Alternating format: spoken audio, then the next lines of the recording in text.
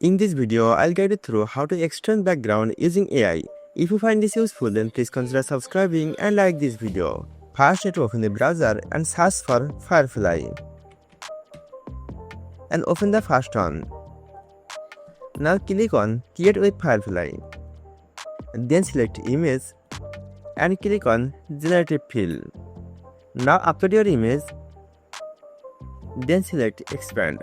Now you can choose some of the preset to expand your background, but I go with the freedom. Now drag your image size and type expand prompt and click on generate. Now you need to wait for a few seconds.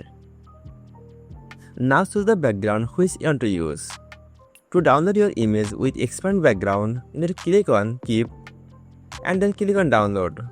By following this easy tutorial, you can easily expand your background using AI.